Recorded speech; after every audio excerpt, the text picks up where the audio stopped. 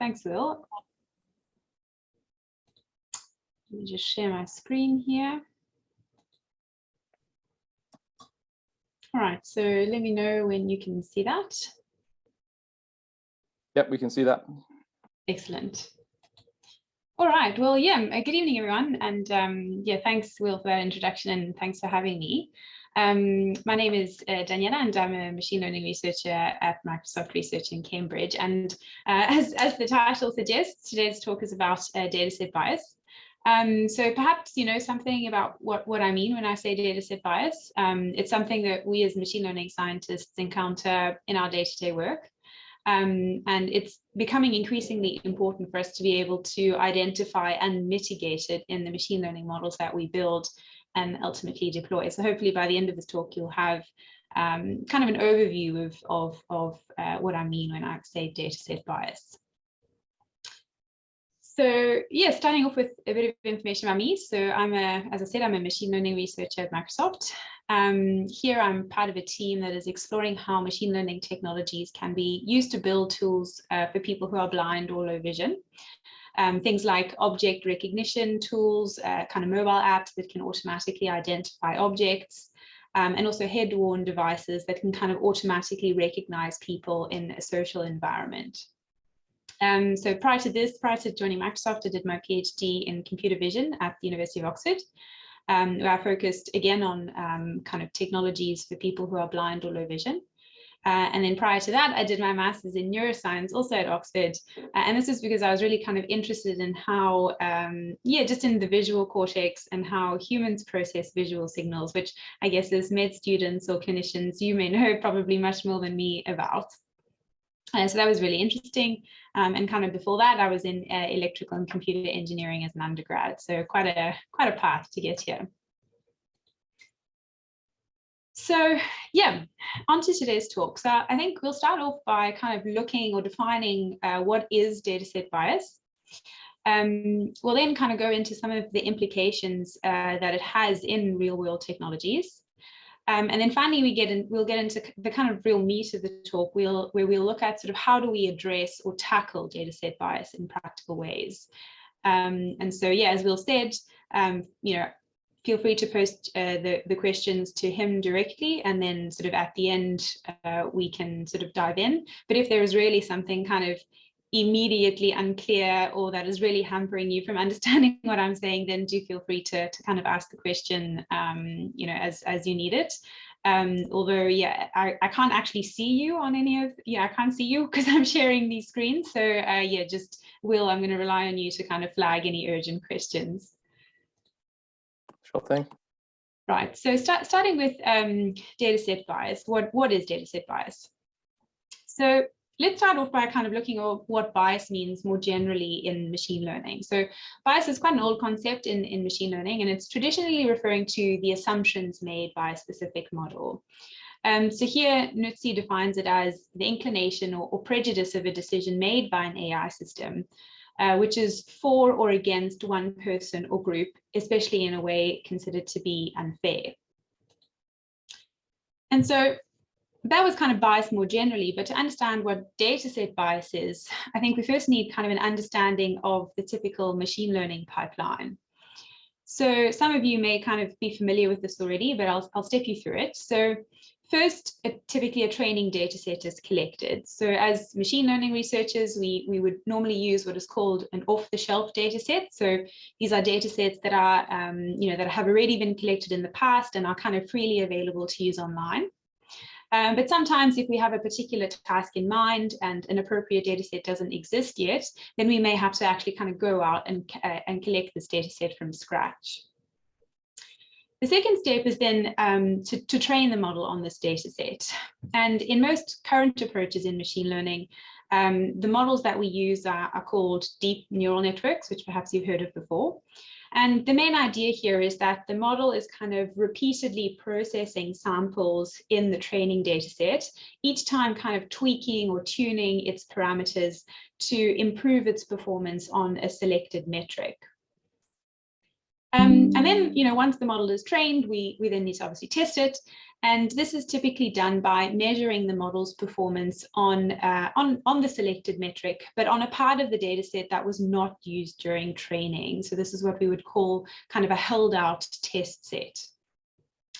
And then finally, once we're satisfied that the model meets some minimum criteria or some minimum threshold on this metric, we would then kind of deploy the model in a real world product or service. Right, so now how can we kind of link this to dataset bias? So dataset bias is present in a dataset when a model that is trained on that data displays bias in its predictions.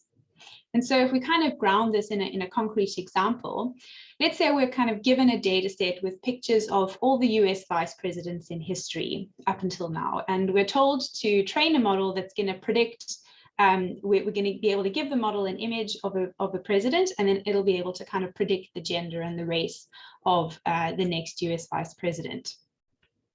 And so, we have here our training data set of images, and we would feed these images into our model, and we'd see that at the end of training, the model would be able to, let's say, predict the gender and race with, let's say, 100% training accuracy for any images in the training data set. So great. Now we've kind of, let's say we've held out a specific part of this data set, which we haven't seen during training, and we want to use this to test our model. And again, we see that even though it hasn't seen these images during training, it's still able to predict the correct race and gender with 99% accuracy. And so we think, fantastic, great.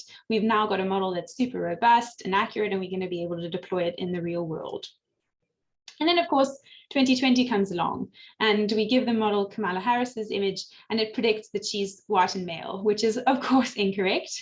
And so in the real world, our model is actually 0% accurate.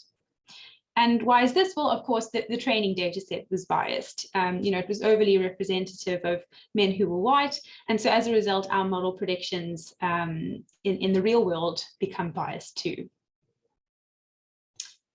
Now, I always think that no talk in computer science is really complete without an XKCD comic. And so I wanted to fish out one here relating to kind of machine learning and data set bias. And so this newbie here asks, is this your AI system, or is this your machine learning system? And the expert answers, yep, you just pour data into this big pile of linear algebra and then collect the answers on the other side. And the kind of newbie innocently asks, well, what if the answers are wrong? And the expert's solution is to just kind of stir the pile until it starts to look right. And so, of course, this is not the solution we're looking for. We'll get into hopefully better solutions to tackle dataset bias in a bit. But I think it's a funny representation because, machine learning scientists these days are kind of battling big data, big models, perhaps sometimes without always fully taking the time to really understand, what is actually contained in the data set and how that may impact the models that we build using these data sets. Cool. So yeah, hopefully that kind of very high level overview has given you a bit of a sense for what dataset bias is. But dataset bias is actually an umbrella term.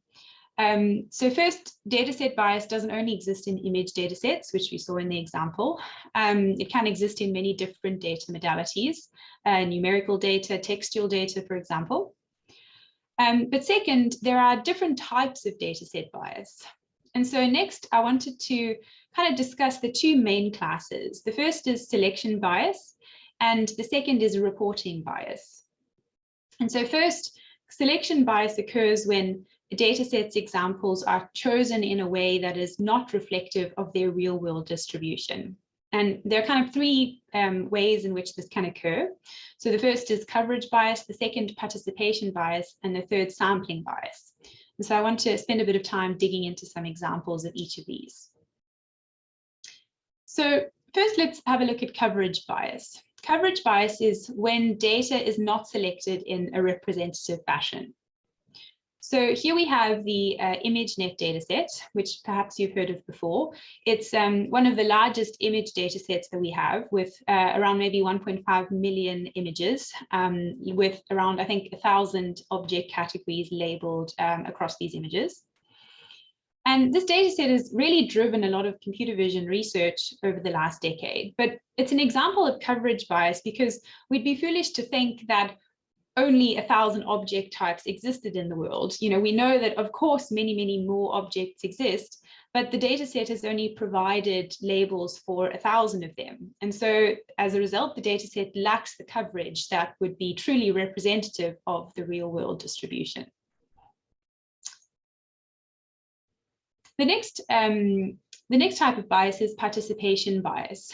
So participation bias occurs when the data is unrepresentative because of participation gaps in the data collection process itself. So here I've included 6 of perhaps the most well-known datasets in the computer vision and machine learning community. And these datasets can range from 10,000 examples to millions of images in each. And the way these datasets have been created is essentially by scraping the web for images. And so in the first four datasets here, images have been scraped from Twitter and, not from Twitter, from Flickr and other websites. And then these final 2 here are video datasets, which have been scraped from YouTube. And so, of course, it's great that scraping the web, by scraping the web, it enables us to kind of reach the scale of data that we need to train modern kind of deep neural network architectures. However, it's an example of participation bias because not all parts of the world have equal access to the internet to upload images. So as a result, the internet kind of largely favors certain types of images. So for example, most of these data sets don't represent African contexts and scenarios, or even Asian ones.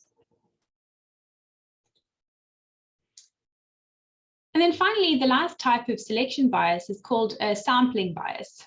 So sampling bias is when proper randomization is not used during the data collection process. So let's take one of our web trawled image datasets, for example. A typical way a dataset like this would be collected would be to say, okay, so let's say we're interested in having the object cat in our dataset. So what we would literally do is kind of do a web image search for cat. And we would then take kind of the top 1,000 images that are returned to us after we've done this image search. And however, this sampling strategy can lead to bias, because if you've ever scrolled through an image search, you know that kind of the images lower down are much more ambiguous and challenging. So for example, like the first image of a cat might look something like this, whereas the 2,000th image of a cat might look something a little more ambiguous, like this cat with the bubble bath hat.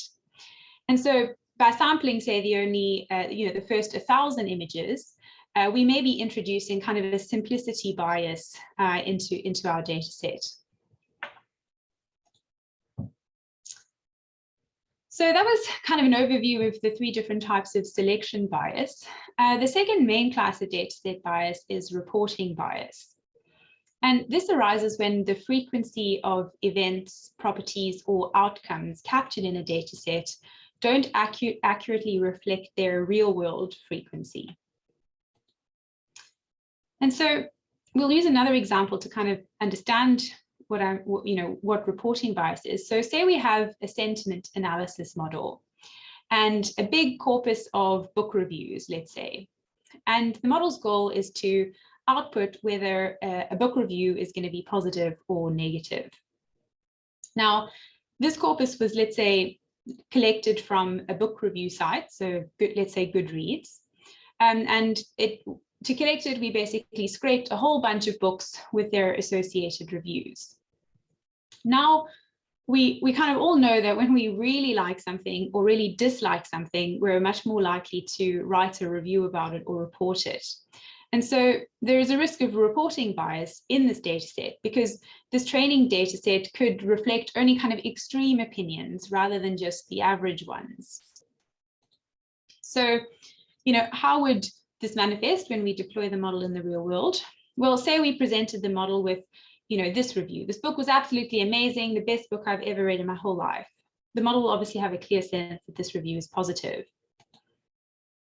On the flip side, though, if we give the model something like this, I cannot believe I wasted my time on this book. I should have given up after the first chapter. The model, again, has a very clear sense that this review is negative. But what happens when we give it something like this? I haven't finished this book yet, but so far it's been absorbing. I would say it's positive, but overall it's much more nuanced than the previous two. And so because the training corpus may have had reporting bias, where it only contained kind of overly positive or overly negative reviews, the model may then struggle to know how it should interpret or how it should work for these kind of more subtler reviews. Cool, so that was kind of the whistle-stop tour over kind of dataset bias and the different types that we may encounter. And so now I want to shift gear into kind of some of the implications that dataset bias can have if unaddressed. So in one line, dataset bias raises the risk that biases we see in society today are embedded and amplified in AI-driven technologies that will be widely used in the future. And I think one of the most compelling examples of this for me has been some of the work being done at MIT. I'm going to play a short video now, which comes from a project called Gender Shades, which highlights some of the issues in facial recognition technologies. So let me just, hopefully you can hear this. Let me know if not.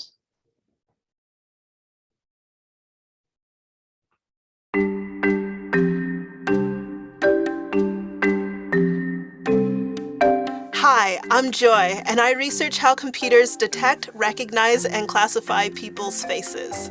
In my TED featured talk, I spoke about my experience with the coded gaze, my term for algorithmic bias.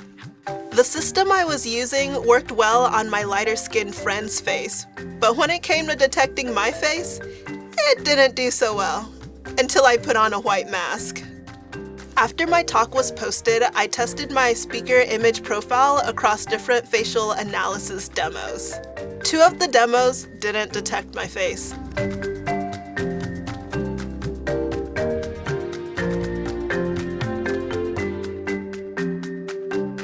The other 2, well, they misgendered me.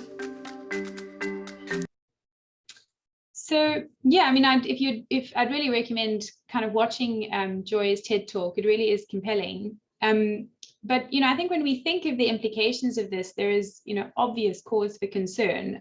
Facial recognition tools are being increasingly used to surveil cities, to unlock our phones and devices, alongside many other applications. And so any kind of bias here can really go on to have kind of major systemic consequences. The demos didn't even distinguish. Another example is recidivism prediction tools. So here a model would kind of take in the details of a defendant's profile, maybe even their image, and it would spit out a recidivism score. So a single number estimating the likelihood that he or she will reoffend. And a judge will often kind of use this score when determining what type of rehabilitation service the defendant should receive, whether they should be held in jail before their trial, and how severe or how long their sentence should be. And so a low score would obviously pave the way for a much kinder fate, whereas a high score would do precisely the opposite. And in analysis done by ProPublica here, I've put the link there in the slide, they show that kind of these risk scores in current AI systems are correlated with the race of the defendant. And so here we have 2 defendants. One, a white person, is given a risk score of 3, whereas the other, a black woman, is given a risk score of 8. And again, here, the implications are massive. For a defendant who receives a longer, harsher sentence, and there are all kinds of knock-on effects for not only them, but also their families. I'll now kind of move away from computer vision and give you a natural language processing example, or an NLP example. So say we have a company that receives 1,000 applications for a particular job posting. This is obviously too big of a task for any single person to handle. And so increasingly companies are adopting these kind of AI-based tools, which comb through each profile and give each profile a score. And then the hiring manager would maybe select, let's say, only the top 50 profiles and then go through those manually by hand. And obviously when these AI tools are kind of outputting a score for these profiles, they're doing so by processing all the words and sentences that appear on the profile, on the applicant's CV. And they do so using what we call word embeddings. So a word embedding, this slide is a little bit small, but essentially a word embedding is a word representation. And they're learned using big NLP data sets, so corpuses of millions of sentences that are scraped, for example, from websites like Wikipedia. Now, once these word embeddings have been learned, they give us something like that looks like a map, as we see here in these slides, where words that have related meanings will be kind of mapped closer together, and words that are unrelated will be mapped slightly further apart.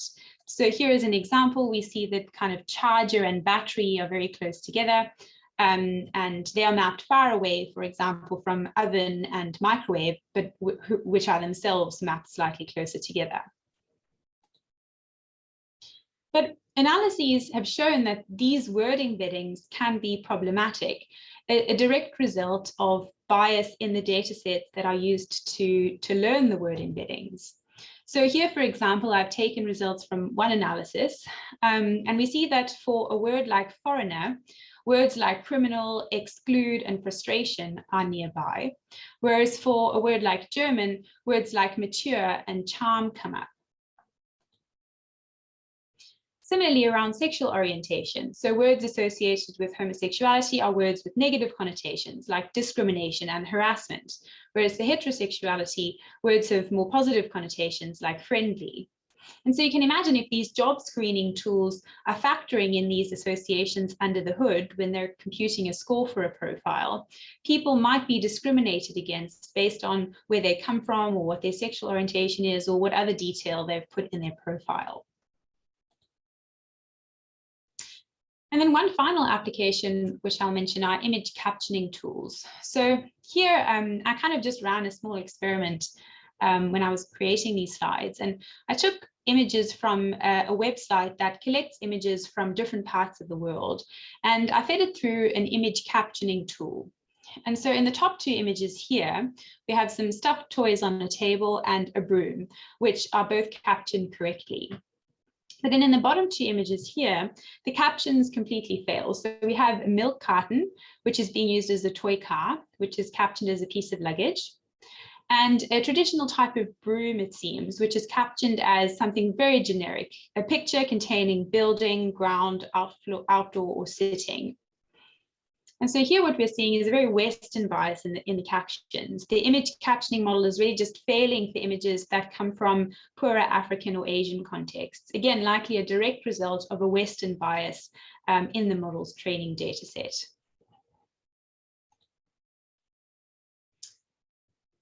So yeah, I mean, I hope by presenting some of the implications or some examples at least, which highlight or show the implications dataset bias can have, it's clear that AI-driven tools and their datasets must really be deeply inspected, scoped, and understood before being deployed in real-world applications.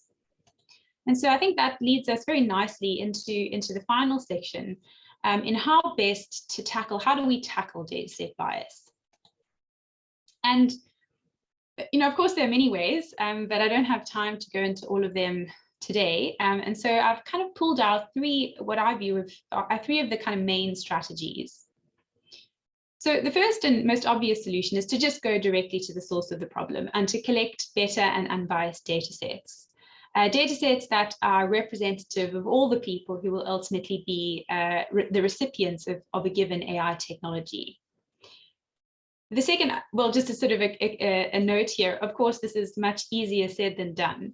So that's kind of leading me to the next 2 points. The second strategy, I think, is that we need a practice of transparently describing the data that is in data sets so that researchers and engineers can appropriately design models and assess their risks, knowing what the models have been trained on. And then finally, we can also aim to tackle dataset bias algorithmically. So by adopting more technical approaches to reducing the bias in a model's predictions. So I'll start off with this first topic in collecting unbiased datasets. And I kind of wanted to just highlight a few efforts in this direction, which I think are really fantastic. And so I'll start off in the NLP space. So to date, most of the research in NLP has focused on what we call well-resourced languages, languages that are very widely spoken and as a result have a lot of available data on them, which can be used to train language models. So think about languages like English, Mandarin, Hindi, Spanish, and French.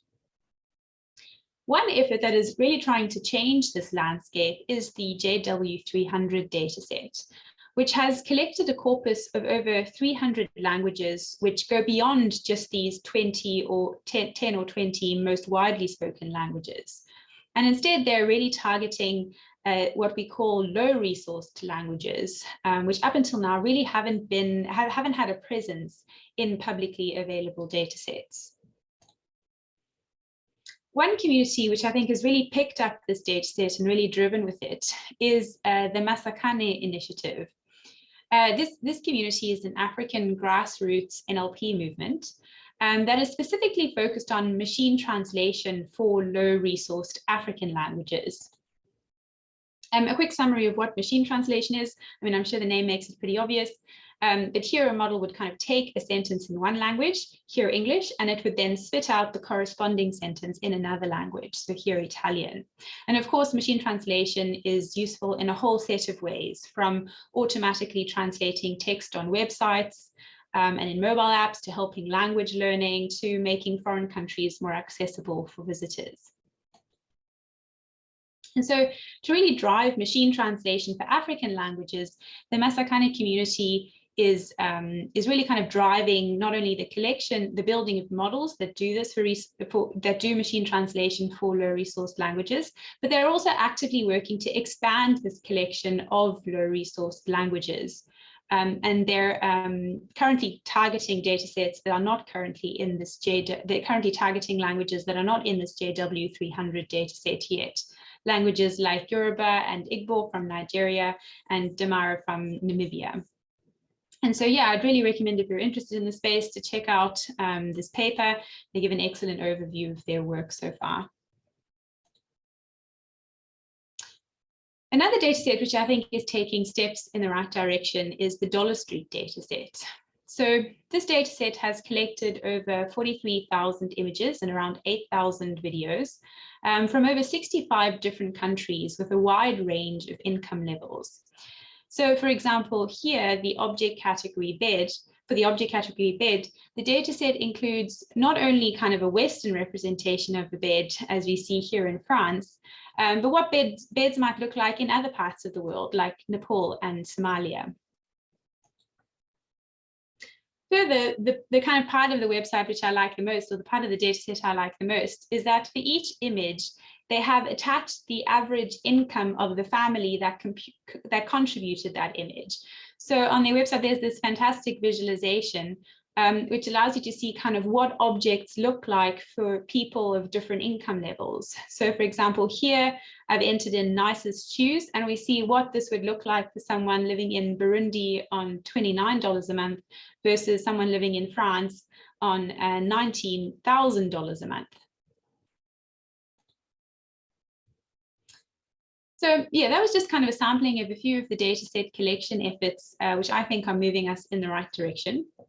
But as I said, it's easier said than done to collect perfectly unbiased datasets. And so I think a second strategy we need to consider is to be able to describe datasets transparently.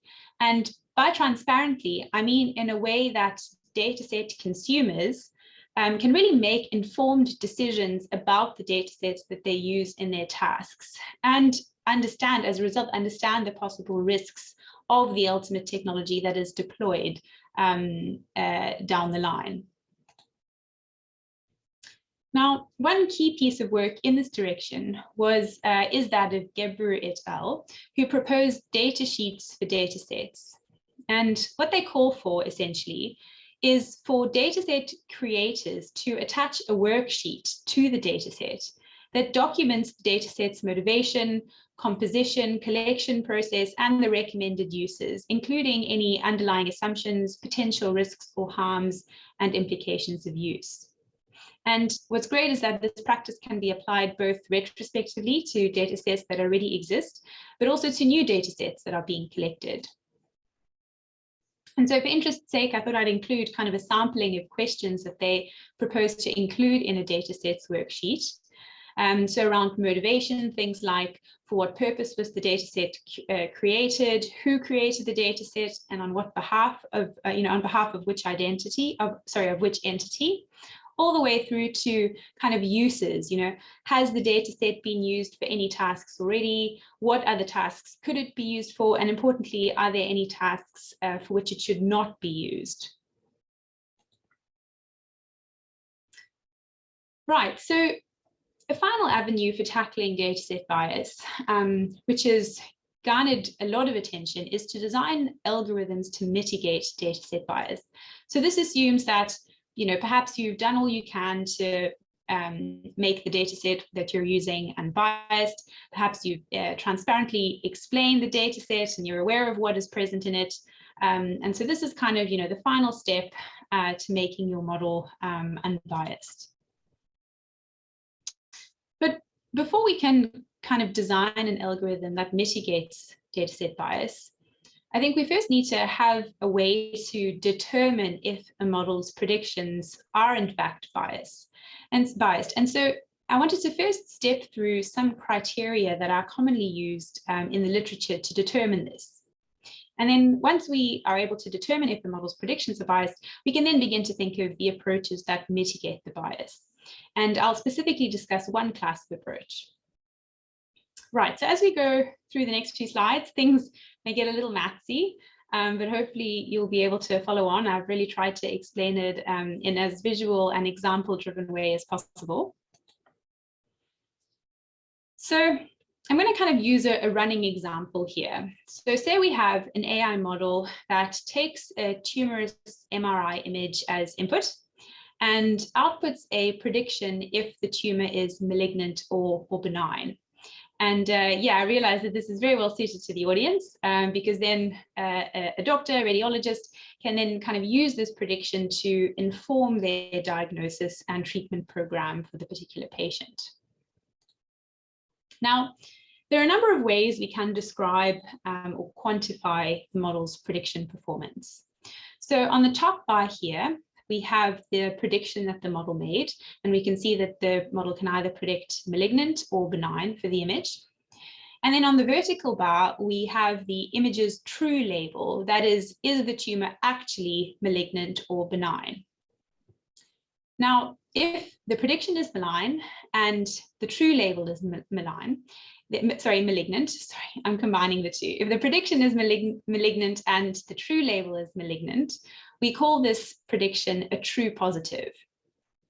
If the prediction is benign and the true label is benign, then we're in this bottom quadrant here, and this is what we call a true negative. And these two cases are really good outcomes. The model is behaving how we want it to behave. There are other two cases here on the other diagonal. So if a prediction is malignant, but the true label is benign, then we have what is called a false positive. Essentially, the patient will think they have a cancerous tumor when in actual fact they don't. And then the second case is where the prediction is benign, but the true label is actually malignant. And that is kind of what we call a false negative, and is probably the most disastrous kind of error, because this would be what we call a misdiagnosis. So to understand this, let's say we have a hospital in Switzerland and they have 6 MRI images. So a very small example, just so that we can kind of compute these numbers. And let's say our model gives, it correctly predicts 3 as true positives and 1 as a true negative. And then it incorrectly predicts 1 as a false positive and 1 as a false negative. Now, with this, we can compute a couple of rates. So the first rate is what we would call the true positive rate. So this is the number of true positives over the total number of positive or malignant labels. So we're going to look along this top row, and we see here that we'll divide 3 true positives by 3 plus 1 false negative, giving us a true positive rate of 75%. The next rate we can compute is what we would call the false positive rate. So here we're interested in the false positive predictions. So we're going to divide the total number of false positives by the total number of negative or benign labels, so along this bottom row. So we're going to say 1 over 1 plus 1, giving us a 50% false positive rate. And then finally, the last relevant rate is what we call the positive prediction rate. So this is the number of true positives over the total number of positive predictions. So this, now we're looking at the column rather than the row. And we divide 3 true positives by 3 plus 1 false positive, giving us a 75% positive prediction rate. So yeah, I know these numbers, it always causes me to kind of double check myself each time I look at them. They can be a bit mind-bending. But yeah, these are sort of the common ways in which classifiers in machine learning are quantified. So now let's say we kind of compute these 3 rates for not just the hospital in Switzerland, but for 2 other hospitals where we've deployed our model. So one in Lagos and say a third in Beijing. And we can also pool these MRI images all together, and we can compute the rates kind of averaged over all 3 of the hospitals. Now, and one more point, we can also further mark out Lagos as, let's say, what we call a protected population, because we kind of want to especially guard against the model performing poorly for a population of what we believe may be underrepresented in our training data set. So I've kind of marked Lagos in with a red border to kind of indicate that we think that they're a protected population. Now, with these basics, we can kind of now go into the criteria that could be used to determine if our AI model's predictions are biased. So these 3 criteria are called: first, equalized odds; second, equality of opportunity; and third, demographic parity. And if you'd like to dive into these 3, either any of these 3 in more detail, then you can check out this link, which I've provided at the bottom of the slide. Right, so starting with the first one, we can say that our model satisfies the equal odds criterion if it has equal true positive and false positive rates on the protected population compared to those of the entire population. So notice we're not saying that the true positive rate has to be high and the false positive rate has to be low, although this would make for a more accurate model.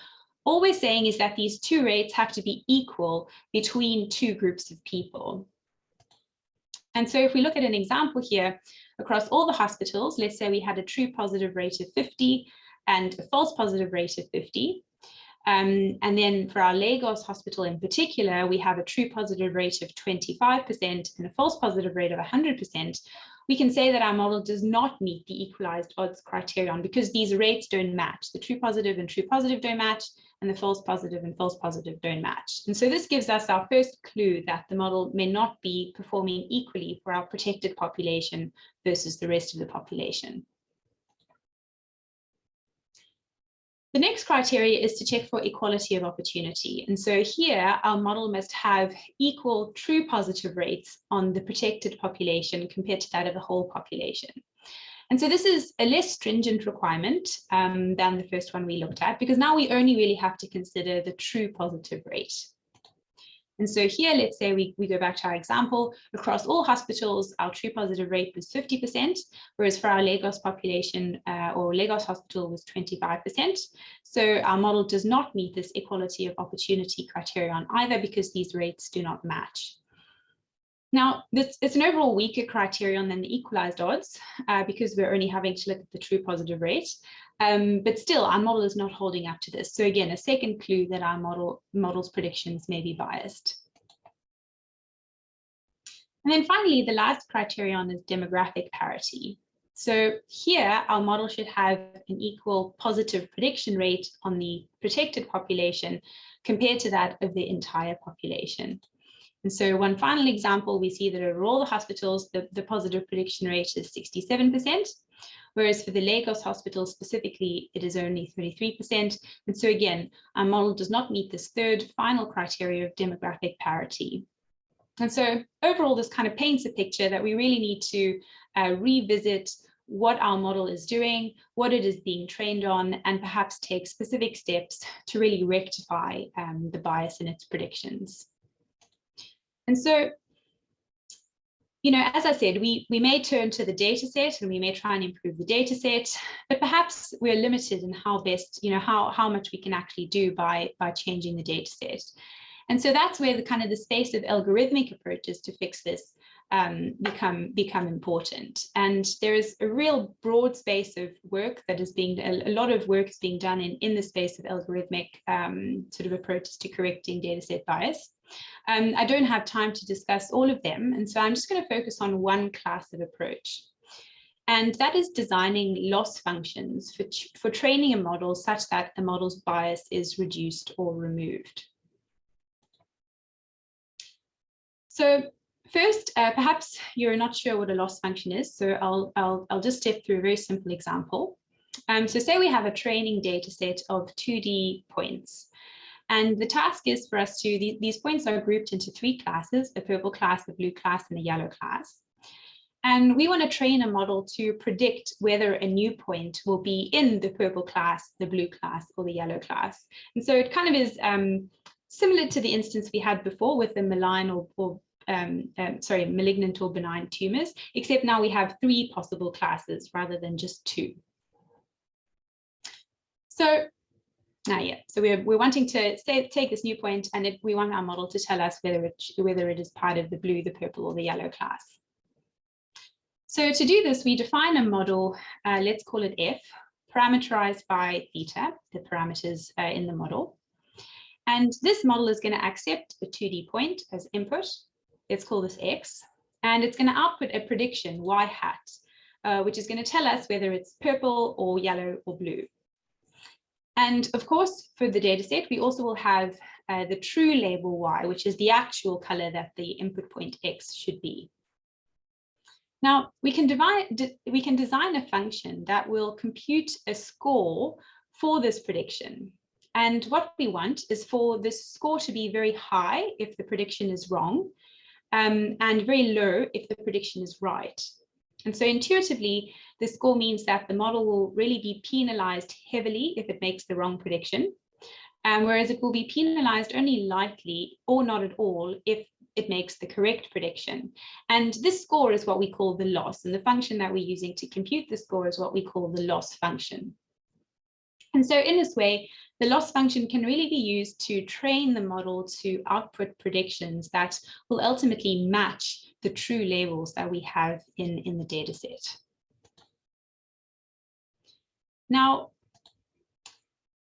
if we have, let's say, a balanced data set, so a data set that has equal numbers of purple, yellow, and blue points, then during training, we can compute a loss for each of these points, and we can then sum or average these points, it doesn't really matter, over the whole data set to get what we call a total loss. Let's call this L total.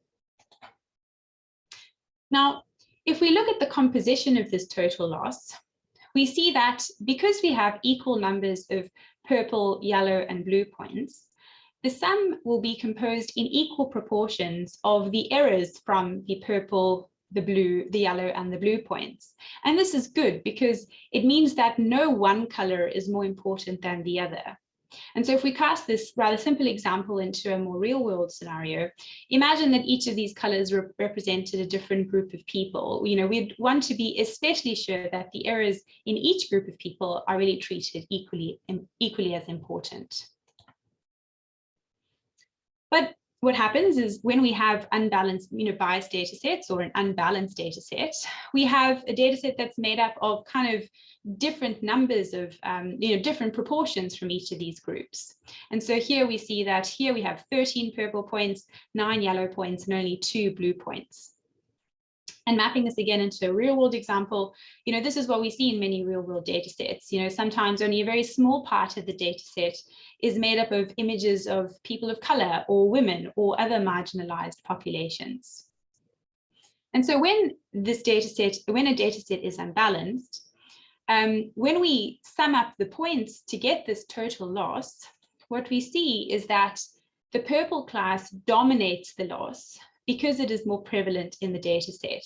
And what this means is that the error the model makes for purple points will kind of be prioritized. And in a sense, the model will become extra cautious to not make errors for the purple class. And of course, this comes at the detriment of the yellow and especially the blue classes. Let's say a model makes an incorrect prediction for a blue point, but because its loss contributes so little to the total loss, the model will likely not even worry about adjusting itself to avoid making this mistake in the future. And so obviously this is problematic.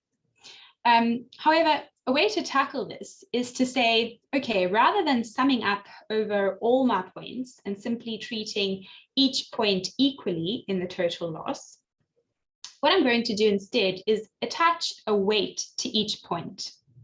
And intuitively, for points that are marginalized or in small proportion, I'm going to attach a bigger weight, a larger weight. While for points that are more common, like these purple points, I'm going to kind of downweight them. I'm going to attach a lower weight to them.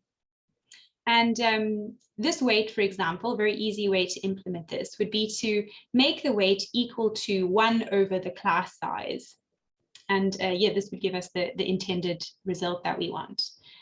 And so if we were to then replot the graph here, we see that we're back again to the ideal scenario that we saw before for the balanced data set, where now all 3 classes are weighted equally, even though the data set itself is imbalanced.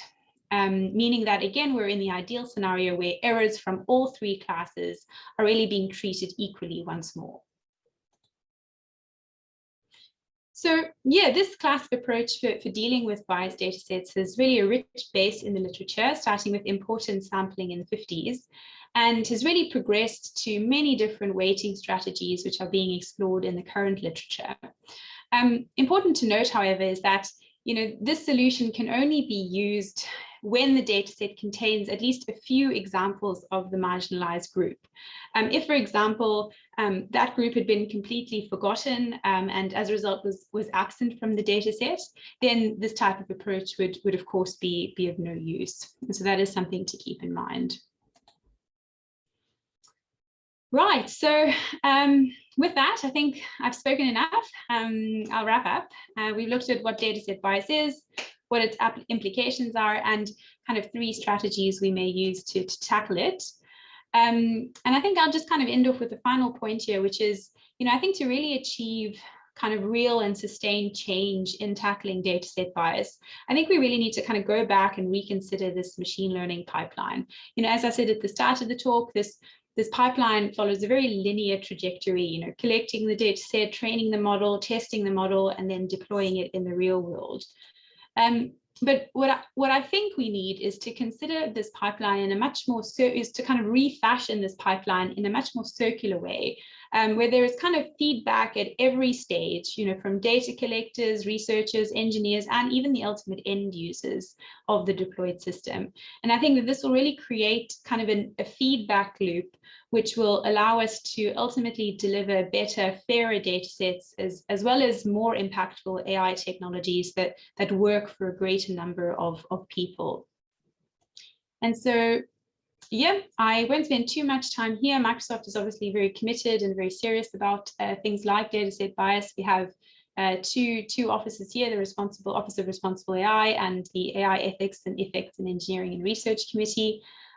So teams that are really within Microsoft that are really serious and committed about sort of Microsoft's AI tech and fairness. So if you'd like to learn more, I've put the link there. And with that, I will close. Thank you very much for having me. And yeah, I'm happy to have more of a discussion now if you have any questions.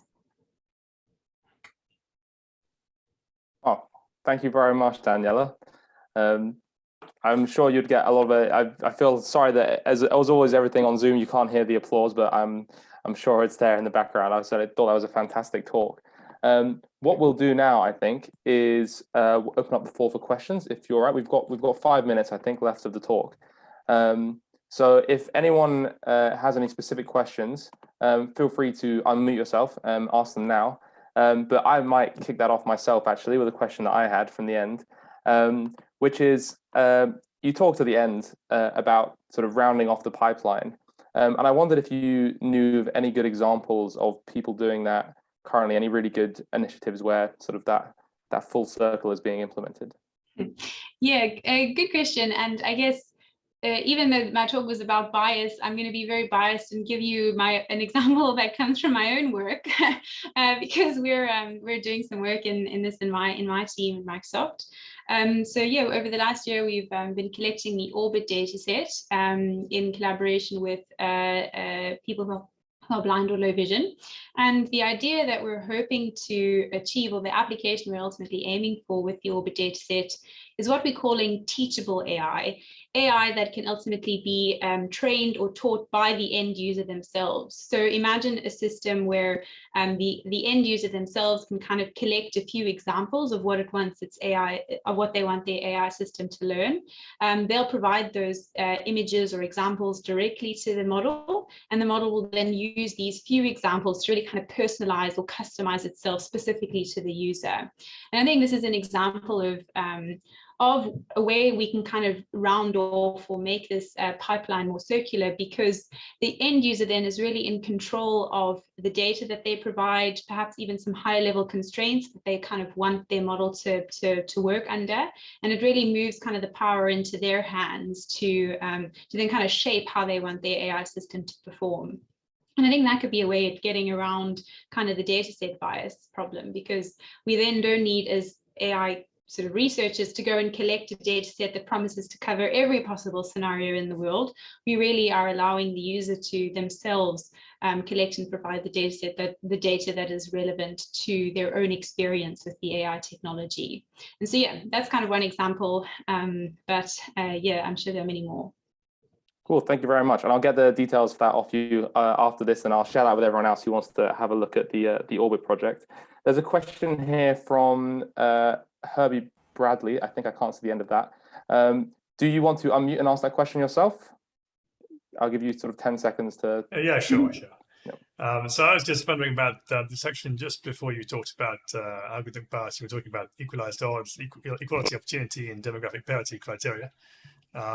And so, these are kind of obviously introducing some form of bias. So how do we best choose between these? How do we know what's the right one? How do we, and also when we come to algorithmic strategies, how do we choose what kind of weighting strategies to use? Mm-hmm. Yeah, I think you raise a good question, and it's a question that we come up against many times in the machine learning world, because ultimately when we publish a paper, when we deploy a model, people kind of want to optimize a single metric. They want to say, okay, this is the metric that's most important. This is the metric I care about. This is the metric I'm going to use to kind of optimize my model against. But what I really think we should be advocating for is kind of a more multi-metric approach.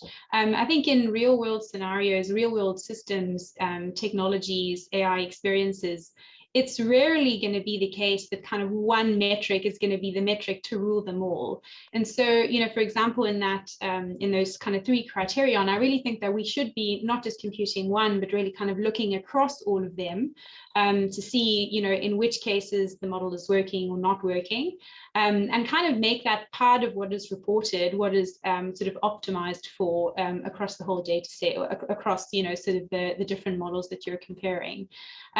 So yeah, I think, as we move especially into a future of kind of more complex AI systems, more complex AI models, and models that are going to have increasingly more, I guess, more, not danger associated with them, but more weight is going to be put on their decisions. We really should be thinking kind of more multi-metrically if a word exists, rather than single-metrically.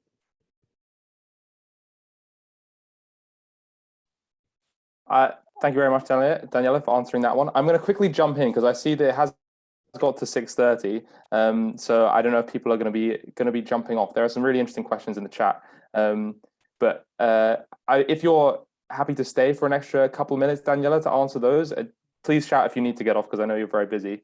But just for anyone else that does need to jump off, a couple of points from us, from AI in Medicine and QUAI. So firstly, thank you for coming along. We've added a feedback link in the chat. If you guys could fill it out, that would be really, really helpful, because it will help us, tailor our talks to the future. We can obviously let Daniela know how much everyone enjoyed the talk, et cetera, et cetera. So we would really appreciate that. Some more individual things to, if anyone is sort of interested in exploring this field further, do feel free to drop us an email. Like we're a new society. We're very passionate. We will answer questions, I promise. I will respond to any email. So if anyone has any questions or further things they want to know, we can ask some of the people on our committee that have experience in these fields. I think the only other thing is, if some of these concepts were a bit new to you, maybe go and check out our Introduction to AI talk. But those are the bits from me. So thank you very much. I will now jump onto, if you're okay, Daniela, jump onto some of the questions in here. So I've got two from Agnieszka and Manuela. So Agnieszka, I'm sorry if I've got your name wrong there. Would you like to unmute and ask your question? Yes, no worries. Thanks a lot. Thank you, Daniela. This was an excellent talk. So I was just curious because you mentioned the data curation route of addressing this problem, but has there been any research into using artificial data augmentation as a way of addressing the underrepresented groups? In a way, it can address sample inefficiency, right? Yeah, I think that's a great suggestion. I'm not, I'm not personally familiar with any work. I don't have any papers to point you toward, but I'm sure this is being done. I guess one thing to keep in mind when kind of thinking about data augmentation as a strategy to address sample inefficiency is to think about sort of, at least in the computer vision world, when we think of data augmentation, we kind of have a set, sort of a bunch of set transformations which we consider, we consider applying to our images. So things like, okay, we're going to add a bit of Gaussian blur to our images. We're going to shift the images around a little bit. We're going to zoom in, zoom out, do some random cropping of the images. And that's all good and well. And when we do this kind of data augmentation, we see that it can make our models more robust. But I think those, those few transformations that I mentioned are really not enough to, let's say, introduce someone of color, like to introduce data of someone who is of color into the data set itself. So I think we really need to be thinking about, we need to make sure that when we think of augmentation as kind of a way to mitigate the sample inefficiency, that the transformations themselves are really kind of introducing the right diversity, the right, they're really tackling the sort of root of the problem, which is the underrepresentation of one group or another. But yeah, for sure, I think that with the correct set of transformations, data augmentation can really can be used to address that sample inefficiency. Thanks. Thank you. And Manuela, do you want to ask your question? Yeah, thank you very well. And thank you, Daniela, for a very accessible and comprehensive talk. I was just wondering, so the example that you gave, it was clear from the beginning what the underrepresented group could be. For instance, we had like these dots where it was like data was pre-classified and it was clear which ones, like introduced some measures, and then it was the comparison of how that group performed in comparison to the entire population. Mm-hmm. So I was wondering how you go about when it's unclear what these features are that could potentially be underrepresented. Maybe that is even like the question to figure out whether there's an unconscious bias. Yeah, and I think that really hits on sort of a real core aspect of how dataset bias even arises. And I guess maybe I'll answer this with maybe a more personal view of mine. I think, if we kind of look at where over the last decade, where the majority of AI research has been done, it is kind of in Europe and in the United States. And that, of course, is only a small part of, the global population. And so when we think about sort of, teams of people, teams of AI researchers, of AI developers working on a particular technology or on a data set, if all those people are from kind of the same region, face the same kind of lifestyle, the same kind of problems, of course, their view of the world and how they collect this data set and build this AI technology is really going to be a particular way, and may not necessarily capture how someone on the other end of the world would view the same problem. And so, yeah, I think sort of my personal view is that when we kind of look forwards, at kind of capturing more diverse data sets, building technologies that are equitable and fair over a wider sort of group of people, we really should be looking at sort of building AI research teams that are more diverse. And as a result, these kind of different perspectives come together from the very beginning of the sort of AI sort of pipeline, from the very data collection, maybe even before the data collection itself, like in formulating what even the data you're going to collect is, what the task you're looking at. Like, I think, the earlier we can kind of make the team more diverse in this sort of AI pipeline, the sooner we may be able to kind of get to sort of more sort of representative and diverse data sets. Yeah, could I ask a follow-up question on that? Sure. Thank you very much. So I was wondering, so how often, like, how often after say an application is deployed does one actually go back and maybe even like through user feedback realize that there is, well, I wouldn't say a bug, because I guess that's probably a different type of problem, but how often there is a serious issue like with bias, and then actually updating the data that the model has been trained on? Mm-hmm. Yeah, that's a good question, and I'd like to say that more and more now, especially big companies, are very aware of this. And so, for example, in that video that I showed with the gender shades, so that demo actually that Joy did was using one of the Microsoft face recognition demos. And so when kind of this TED talk was given and when sort of it was attracting a lot of media attention, Microsoft, I hadn't joined at the time, but a colleague of mine who was here at the time said that basically that whole face recognition team had to drop every single thing that they were doing and work for sort of 2 weeks straight to fix that issue. And that was about sort of, I guess, maybe a couple of years ago. And so I really would like to say that, these kinds of things are important. They are, it is important to get these things right. And I do personally feel that companies are taking it much more seriously than, say, that they did 5-6 years ago, to really make sure that the technologies that are being deployed are really doing it in the right way and are able to sort of address problems, even after the technology is deployed. And I'm sort of asking that from a, well, sorry, I feel like I'm if anyone else has a question, otherwise it would be the very last one. Yes, please. Yes, please. To follow up on that. So how much sort of collaboration is there in the industry to address that, or is that something that like each company is working on separately to maybe even like get a competitive edge, or is there actually like more of a, because I'm coming from a science background where there's more of like a collaborative approach to it? Yeah, I think probably more siloed than perhaps you would like or you would think, because obviously each company has their own sort of commercial IP, and things naturally have to be siloed because of that. But yeah, I think in more sort of academic circles, and increasingly sort of more and more machine learning sort of AI stuff is being open sourced, and as a result it's kind of more in the public domain and in the shared domain. I think there isn't no collaboration, there is definitely some, and yeah, I think that there should always be more. I think I agree that you can kind of get bigger wins from working together across these things. Thanks very much for the insights. No worries. Okay, thank you very much. I think that's the end of our questions. Unless anyone else has any more, thank you very much for coming along, and thank you very much, Daniela, for your talk.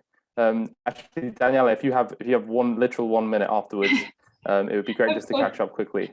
But everyone else, thank you very much for coming along. Yeah, and we'll see you for our next talk. Thank you. Yeah, no worries. Thanks for joining.